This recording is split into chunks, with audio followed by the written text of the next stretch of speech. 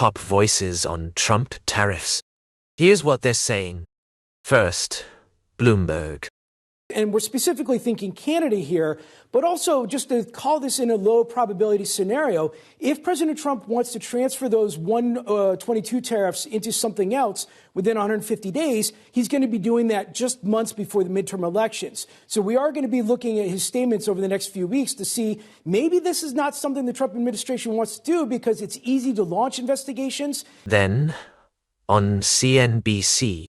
The Supreme Court has now ruled against the President of the United States on this issue of whether his tariffs of 2025 were legal or not. Here's the key sentence from the ruling. The Supreme Court says the judgment of the United States Court of Appeals for the Federal Circuit, that is the lower court in this case, is affirmed. Now, remember, the lower court said that IEEPA, the law here in question, does not allow the president to unilaterally impose, revoke, pause, reinstate, and adjust tariffs to reorder the global economy. Then, on Yahoo Finance.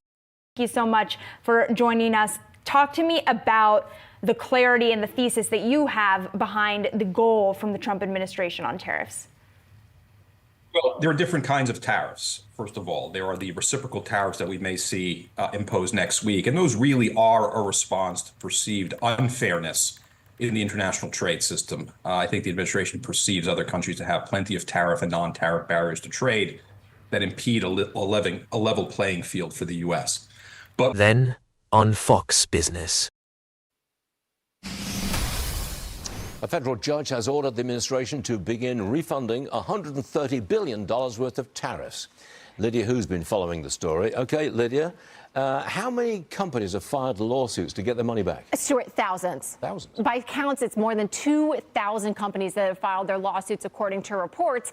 We were talking about big business, Costco, FedEx, Pandora, and they're looking to benefit from the tariff challenges that were initiated. Then, on Wall Street Journal.